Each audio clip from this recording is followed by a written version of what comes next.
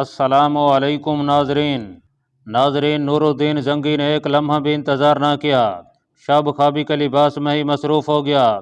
فوجی حکام کو بلا لیا، انہیں احکام دیے اور دن ابھی آدھا بھی نہیں گزرا تھا کہ اس کی فوج کرک کی سمت کوچ کر چکی تھی۔ زنگی وہ مرد مجاہد تھا جس کا نام سن کر صلیبی بدک جاتے تھے۔ اس کے سینے میں ایمان کی شمع روشن تھی۔ وہ فن حرب و ضرب کا ماہر تھا۔ اس نے راستے میں کم سے کم پڑاؤ کیے اور اتنی جلدی محاذ پر پہنچا کہ سلطان ایوبی حیران رہ گیا۔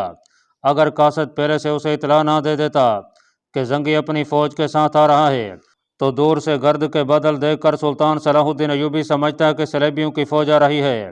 سلطان ایوبی گھوڑا سر پیٹ بھگاتا استقبال کے لیے گیا۔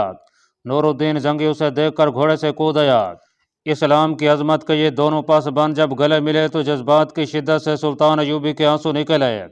سلطان ایوبی نے نور الدین زنگی کو تمام تر حالات اور غداروں کی کارستانیاں سنائیں۔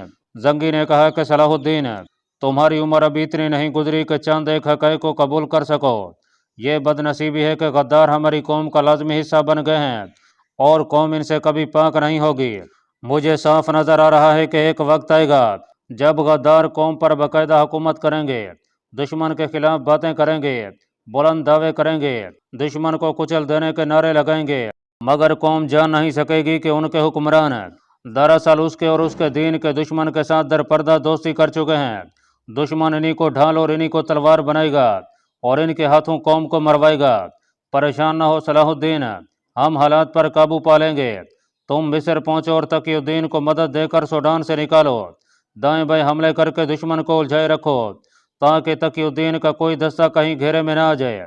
مصر میں فوجوں کو یکجا کرو اور مصر میں جو فوج ہے اسے میرے پاس بھیج دو، میں اس کے دماغ سے بغاوت کا کیڑا نکال دوں گا۔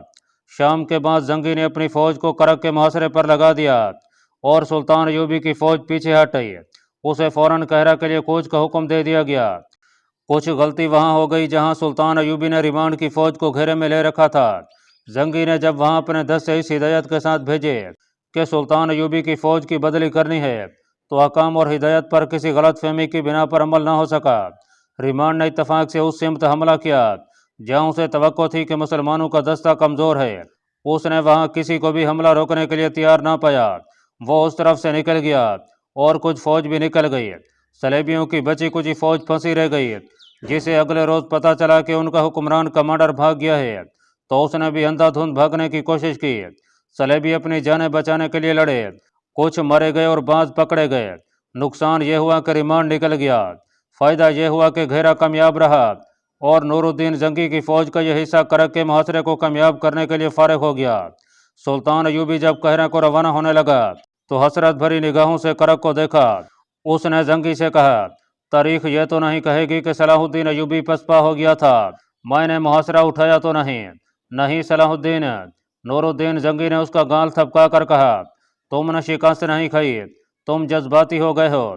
جنگ جذبات سے نہیں لڑی جاتی۔ میں آؤں گا میرے فلسطین۔ سلطان ایوبی نے کرک کو دیکھتے ہوئے کہا، میں آؤں گا۔ اس نے گھوڑے کو ایڑ لگا دی، پھر پیچھے مڑ کر نہیں دیکھا۔ نور الدین زنگی اسے دیکھتا رہا۔ وہ جب اپنے گھوڑے سمیت دور جا کر گرد میں چھپ گیا تو زنگی نے اپنے ایک نائب سے کہا، اسلام کو ہر دور میں ایک صلاح الدین ایوبی کی ضرورت ہوگی۔ یہ واقعہ 573 عیسوی 559 ہجری کے وسط کا ہے۔ ناظرین، مصر کے دیہاتی اس کی راہ دیکھ رہے تھے۔ ہر کسی کی زبان پر یہی الفاظ تھے، وہ خدا کا دین لایا ہے، دل کی بات بتاتا ہے اور آنے والے وقت کے اندھیروں کو روشن کر کے دکھاتا ہے، مرے ہوں کو اٹھا دیتا ہے۔ وہ کون تھا؟ جنہوں نے اسے دیکھا تھا وہ اس کی کرامات سے اس قدر مسحور ہو گئے تھے کہ یہ جاننے کی ضرورت ہی محسوس نہیں کرتے تھے کہ وہ کون ہے۔ وہ اس سوال سے بے نیاز تھے کہ وہ کون ہے۔ قافلے گزرتے تھے تو اسی کی کرامات سناتے تھے۔ کوئی اکیلا دھکیلا مسافر کسی گاؤں میں جاتا تھا تو اسی کی کرامتوں کا ذکر کرتا تھا۔ بعض لوگ ایسے بھی تھے جو اس کی خوشنودی کے لیے انسانی جان کی قربانی دینے کے لیے بھی تیار تھے۔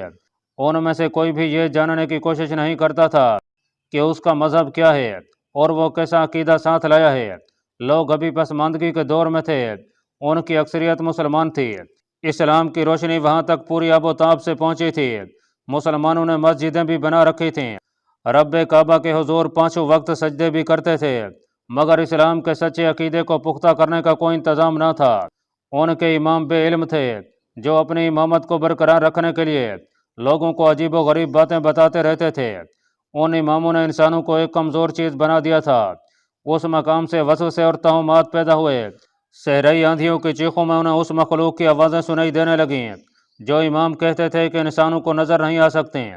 امام والے جو رامل بن گئے، انسان غیب کی سزا سے اتنے زیادہ خوفزدہ رہنے لگے کہ ان کے دلوں میں اسلام کا عقیدہ کمزور پڑ گیا، اور وہ ہر اس آواز پر لبیک کہنے لگے جو انہیں غیب کی مخلوق اور غیب سے سزا سے بچانے کا یقین دلاتی تھی۔ یہی وجہ تھی کہ لوگ بے تابی سے اس کی راہ دیکھ رہے تھے جو آسمان سے آیا ہے اور مرے ہوں کو اٹھا دیتا ہے۔ وہ مصر کے اس دیہاتی علاقے میں وارد ہوا تھا جو جنوب مغرب کی سرحد کے ساتھ تھا۔ اس زمانے میں سرحد کا کوئی واضح وجود نہیں تھا۔ صلاح الدین ایوبی نے کاغذوں پر ایک لکیر کھینچ رکھی تھی، لیکن وہ یہ بھی کہا کرتا تھا کہ دین اسلام کی اور سلطنت اسلامیہ کی کوئی سرحد نہیں۔ دراصل سرحد عقیدوں کے درمیان تھی۔ جہاں تک اسلام کی گرفت تھی وہ اسلامی سلطنت تھی، اور جہاں سے غیر اسلامی نظریات شروع ہوتے تھے وہ علاقہ غیر کہلاتا تھا۔ مصر کے جس آخری گاؤں میں مسلمانوں کی غالب اکثریت تھی وہ امارت مصر کا آخری اور سرحدی گاؤں سمجھا جاتا تھا۔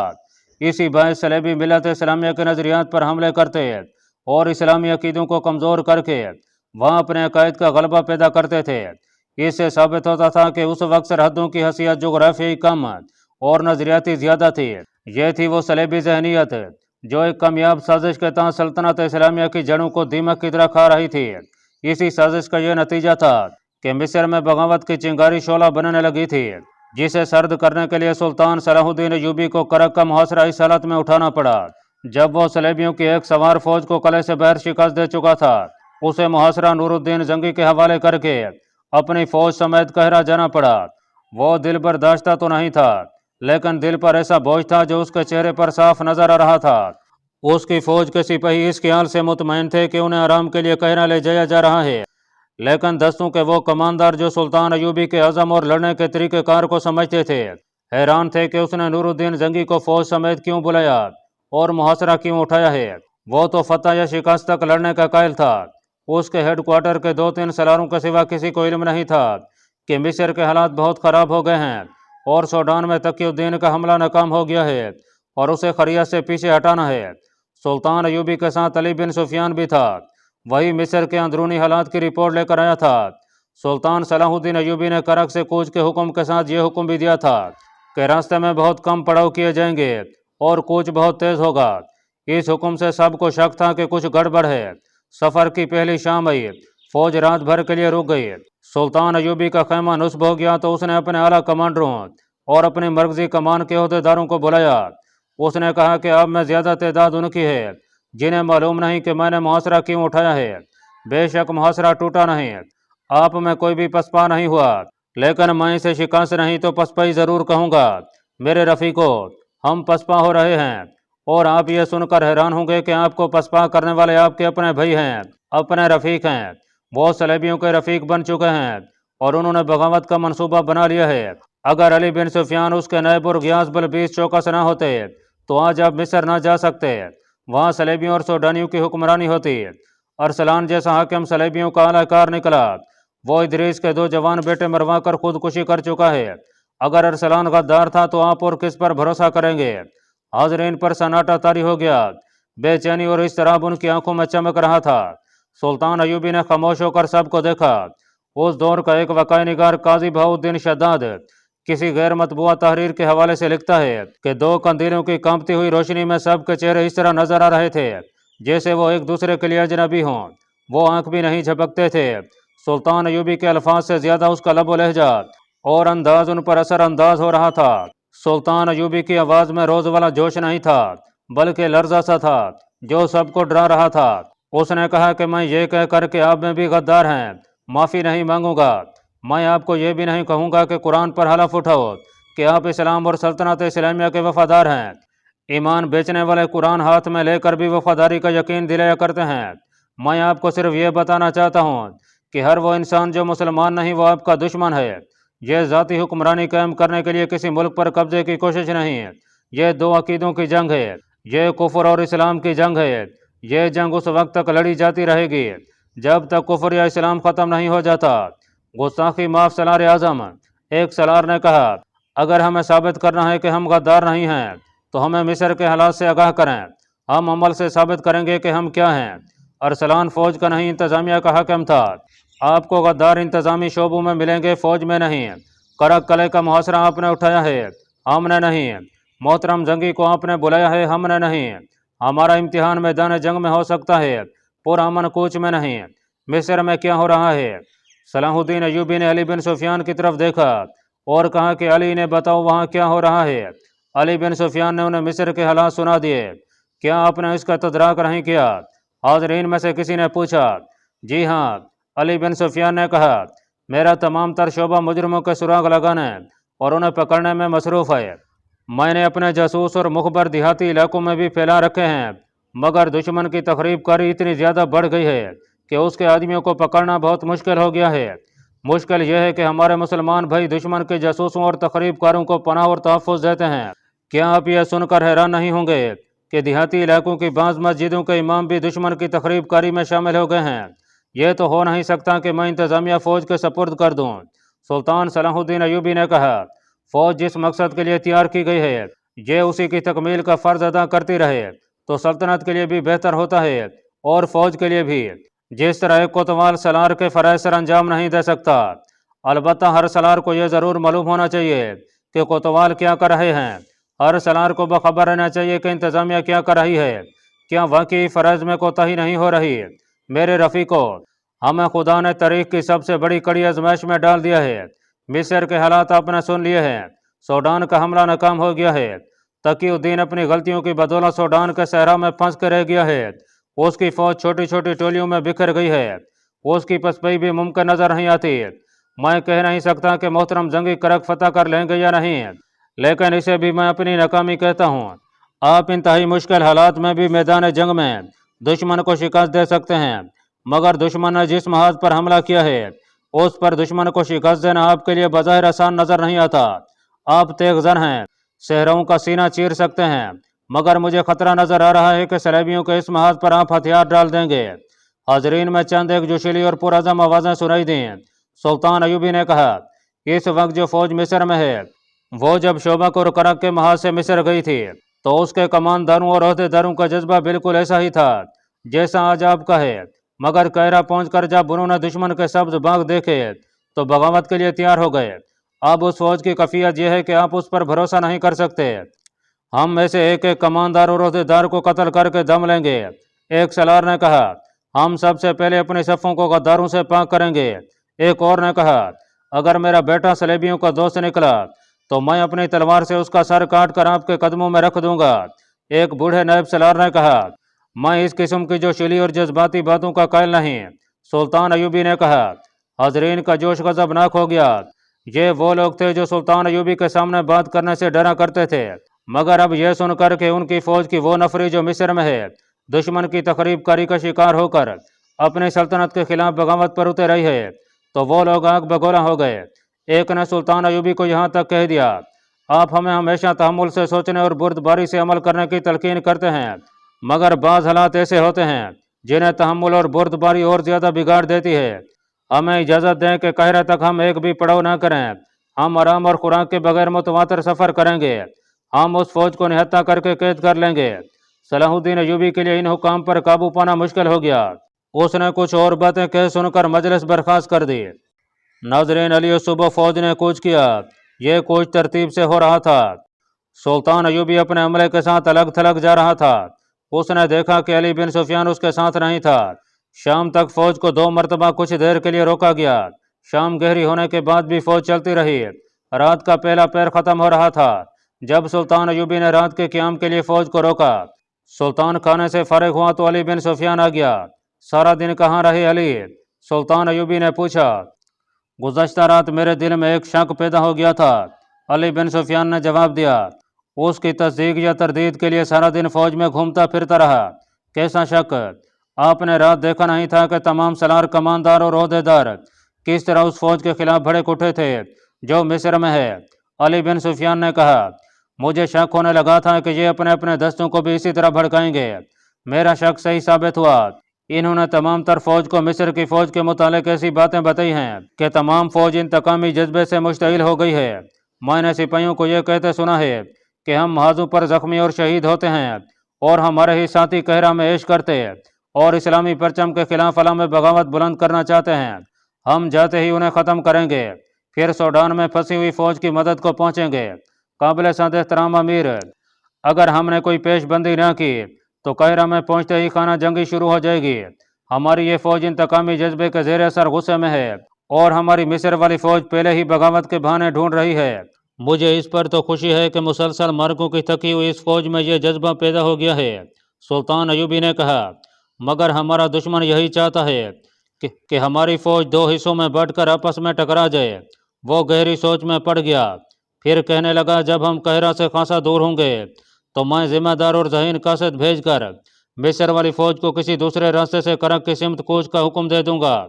شاید میں خود آگے چلا جاؤں اور اس فوج کا کوچ کرا دوں، تاکہ یہ فوج جو ہمارے ساتھ ہے جب وہاں پہنچے تو اسے وہاں فوج کا کوئی سپاہی نظر نہ آئے۔ تم نے اچھا کیا ہے علی۔ ناظرین، وہ پراسرار غیب دان جس کے متعلق سرحد کے دیہاتی علاقوں میں مشہور ہو گیا تھا کہ خدا کا دین لایا ہے اور مرے ہوں کو زندہ کرتا ہے، جنہوں نے اسے دیکھا تھا وہ کہتے تھے کہ وہ بوڑھا نہیں، اس کی داڑھی بھورے رنگ کی اور چہرے کی رنگت گوری بتائی جاتی تھی۔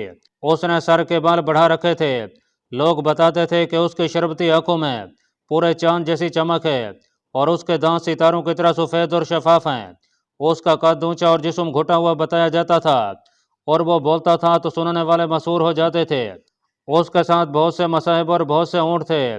سامان والے اونٹ الگ تھے، جن میں سے بعض پر بڑے بڑے مٹکے لدے ہوتے تھے۔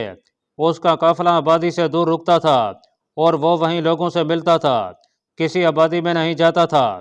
وہ ایک جگہ سے کوچ کرتا تو اس کے آگے آگے کچھ لوگ اونٹ اور گھوڑے بھگا دیتے اور راستے میں آنے والے لوگوں اور بستیوں میں خبر دیتے تھے کہ وہ آ رہا ہے۔ یہ لوگ ہر کسی کو اس کی کرامات اور روحانی قوتوں کے کرشمے سناتے تھے۔ لوگ کئی کئی دن اس کے راستے میں بیٹھے رہتے تھے۔ جس رات علی بن سفیان صلاح الدین ایوبی کو بتا رہا تھا کہ محاذ سے قاہرہ کو جانے والی فوج مصر میں مقیم فوج کے خلاف مشتعل ہو گئی، اس رات وہ غیب دان قاہرہ سے بہت دور ایک نخلستان میں خیمہ زن ہوا۔ اس کا ایک اصول یہ تھا کہ چاندنی راتوں میں کسی سے نہیں ملتا تھا، دن کے دوران کسی کے ساتھ بات نہیں کرتا تھا، اندھیری راتیں اسے پسند تھیں۔ اس کی محفل ایسی قندیلوں سے روشن ہوتی تھی جن میں سے ہر ایک کا رنگ دوسری سے مختلف تھا۔ ان روشنیوں کا بھی ایک تاثر تھا جو حاضرین محفل کے لیے طلسماتی تھا۔ وہ جہاں خیمہ زن ہوا تھا اس سے کچھ دور ایک بستی تھی جس میں زیادہ تر مسلمان اور کچھ سوڈانی حبشی رہتے تھے۔ اس بستی میں ایک مسجد بھی تھی جہاں کا ایک امام خاموش طبیعت انسان تھا۔ ایک جوان سال آدمی کوئی 1.5-2 مہینوں سے اس کے پاس دینی تعلیم حاصل کرنے آیا کرتا تھا۔ یہ آدمی جو اپنا نام محمود بن احمد بتاتا تھا کسی دوسری بستی سے مسجد میں جایا کرتا تھا۔ اس کی دلچسپی امام مسجد اور اس کے علم کے ساتھ تھی، مگر اس کی ایک اور دلچسپی بھی تھی۔ یہ ایک جوان لڑکی تھی جس نے اسے اپنا نام سعدیہ بتایا تھا۔ سعدیہ کو محمود اتنا اچھا لگا کہ وہ اسے کئی بار اپنی بکریوں کا دودھ پلا چکی تھی۔ ان کی پہلی ملاقات بستی سے دور ایک ایسی جگہ ہوئی تھی جہاں سعدیہ اپنی 4 بکریاں اور 2 اونٹ چرانے اور انہیں پانی پلانے کے لیے لے گئی تھی۔ محمود وہاں پانی پینے کے لیے رکا تھا۔ سعدیہ نے اس سے پوچھا کہ کہاں سے آیا ہے اور کہاں جا رہا ہے۔ محمود نے کہا کہ نہ کہیں سے آ رہا ہوں نہ کہیں جا رہا ہوں۔ سعدیہ سادگی سے ہنس پڑی۔ جواب بھی کچھ ایسا تھا۔ سعدیہ نے محمود سے قدرتی سا سوال پوچھا، مسلم یا سوڈانی؟ محمود نے جواب دیا کہ وہ مسلمان ہے تو سعدیہ کے ہونٹوں پر مسکراہٹ آ گئی تھی۔ محمود نے اسے اپنا صحیح ٹھکانہ نہیں بتایا تھا۔ اس کے ساتھ کچھ ایسی باتیں کی جو سعدیہ کو اچھی لگی تھیں۔ سعدیہ اس سے سوڈان کی جنگ کے متعلق پوچھنے لگی۔ اس کے انداز سے پتہ چلتا تھا کہ اسے اسلامی فوج کے ساتھ دلچسپی ہے۔ اس نے جب صلاح الدین ایوبی کے متعلق پوچھا تو محمود نے اس کی ایسی تعریفیں کیں جیسے سلطان صلاح الدین ایوبی انسان نہیں فرشتہ ہے۔ سعدیہ نے پوچھا، کیا صلاح الدین ایوبی اس سے زیادہ مقدس اور برگزیدہ ہے جو آسمان سے اترا ہے اور مرے ہوں کو زندہ کرتا ہے؟ صلاح الدین ایوبی مرے ہوں کو زندہ نہیں کر سکتا۔ محمود نے جواب دیا، ہم نے سنا ہے کہ جو لوگ زندہ ہوتے ہیں انہیں صلاح الدین ایوبی مار ڈالتا ہے۔ سعدیہ نے شکی لہجے میں کہا، لوگ یہ بھی بتاتے ہیں کہ وہ مسلمان ہے اور ہماری طرح کلمہ اور نماز پڑھتا ہے۔ تمہیں کس نے بتایا ہے کہ وہ لوگوں کو مار ڈالتا ہے؟ ہمارے گاؤں میں سے مسافر گزرتے رہتے ہیں اور وہ بتا جاتے ہیں کہ صلاح الدین ایوبی بہت برا آدمی ہے۔ سعدیہ نے کہا، تمہاری مسجد کا امام کیا بتاتا ہے؟ محمود نے بتایا، وہ بہت اچھی باتیں بتاتا ہے۔ سعدیہ نے کہا، وہ سب کو کہتا ہے کہ صلاح الدین ایوبی اسلام کی روشنی سارے مصر اور سوڈان میں پھیلانے آیا ہے اور اسلام ہی خدا کا سچا دین ہے۔ محمود اس کے ساتھ اسی موضوع پر باتیں کرتا رہا۔ سعدیہ سے اسے پتہ چلا کہ اس کے گاؤں میں ایسے آدمی آتے رہتے ہیں جو اپنے آپ کو مسلمان بتاتے ہیں مگر باتیں ایسی کرتے ہیں کہ کئی لوگوں کے دلوں میں اسلام کے خلاف شکوک پیدا ہو گئے ہیں۔ محمود نے سعدیہ کے شکوک رفع کر دیے اور اپنے ذات، میٹھی زبان اور شخصیت کا اس پر ایسا اثر کیا کہ سعدیہ نے بےتابی سے کہا کہ وہ اکثر یہیں بکریاں چرانے آیا کرتی ہے اور محمود جب ادھر سے کبھی گزرے تو اسے ضرور ملے۔ محمود اسے جذبات اور حقائق کے درمیان بھٹکتا چھوڑ کر وہ اس کے گاؤں کی طرف چلا گیا۔ سعدیہ یہ سوچتی رہ گئی کہ وہ کون ہے، کہاں سے آیا ہے اور کہاں جا رہا ہے۔ اس کا لباس اسی علاقے کا تھا مگر اس کی شکل و صورت اور اس کی باتیں بتاتی تھیں کہ وہ اس علاقے کا رہنے والا نہیں۔ سعدیہ کے شکوک صحیح تھے۔ محمود بن احمد دیہاتی علاقے کا رہنے والا نہیں تھا، سکندریہ شہر کا باشندہ تھا اور علی بن سفیان کی داخلی جاسوسی کا ایک ذہین کارکن تھا۔ وہ کئی مہینوں سے اپنے فرض کی ادائیگی کے لیے سرحدی دیہات میں گھوم پھر رہا تھا۔ اس نے کھانے پینے اور رہنے کا انتظام خفیہ رکھا ہوا تھا۔ اس کے ساتھ چند اور جاسوس بھی تھے جو اس علاقے میں پھیلے ہوئے تھے۔ وہ کبھی کبھی اکٹھے ہوتے اور ان کے جو مشاہدات ہوتے تھے وہ اپنے کسی ایک ساتھی کے سپرد کر کے اسے قاہرہ بھیج دیتے تھے۔ اس طرح علی بن سفیان کے شعبے کو پتہ چلتا رہتا تھا کہ سرحدی علاقے میں کیا ہو رہا ہے۔ اللہ پاک کمی بیشی معاف فرمائے۔ اللہ آپ کا حامی و ناصر ہو، آمین۔